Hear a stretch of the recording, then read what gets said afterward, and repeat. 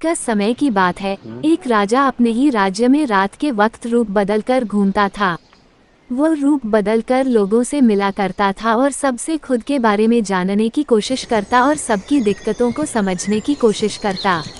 एक दिन जब राजा घूम रहा था, तभी अचानक बारिश होने लगी। उन्होंने बिना देर किए किसी के घर का दरवाजा खटखटाया। दरवाजा खटखटाने के बाद अंदर से एक गरीब किसान निकला। वो उस घर में अपनी पत्नी और बच्चों के साथ रहता था।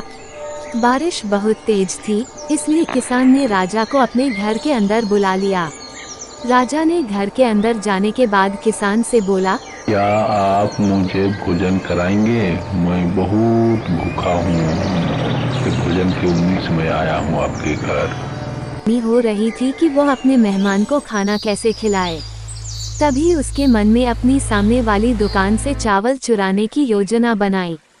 किसान ने सिर्फ राजा के खाने भर के लिए 2 मुट्ठी चावल वहां से चुरा कर ले आया और उसे पकाकर राजा को खिलाएं। उसके बाद बारिश थम गई और राजा अपने महल वापस लौट गया। अगले दिन दुकान के मालिक ने अपने अनाज की चोरी की शिकायत राजा के दरबार में की। राजा ने फिर दुकान के मालिक और गरीब किसान को उनके सामने आने का आदेश दिया। जी हजूर, मैंने चोरी चावल जरूर किया, लेकिन अपने लिए नहीं, आपके ही पेट भरने के लिए 2 मुट्ठी चावल चोरी किया था।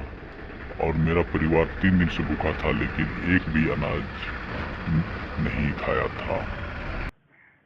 नहीं किया है। गरीब किसान की बातों को सुनने के बाद राजा को बहुत अफसोस हुआ और उन्होंने किसान को बताया कि मेहमान के रूप में वह उसके घर पर आए थे। उसके बाद राजा ने अपनी सभा में पहुंचकर दुकानदार से सवाल किया कि क्या तुमने अपने पड़ोसी को चावल चुराते हुए देखा था? दुकानदार ने हमें जवाब देते हुए कहा कि हाँ, मैंने चावल चुराते हुए देखा था, इसीलिए तो मैंने आपके पास कंप्लेंट किया। दूसरे तुम, क्योंकि तुम्हें अपना पड़ोसी चोरी करता हुआ नजर आया, लेकिन उसका भूखा परिवार नहीं। तुमने एक अच्छे पड़ोसी होने का फर्ज बिल्कुल नहीं निभाया है। इन सब के बाद राजा ने दुकानदार को वहां से भेज दिया और किसान की अच्छाई और अतिथि के प्रति प्रेम को देखकर उसे उपहार में सोने के 1000 सिक्के दिए।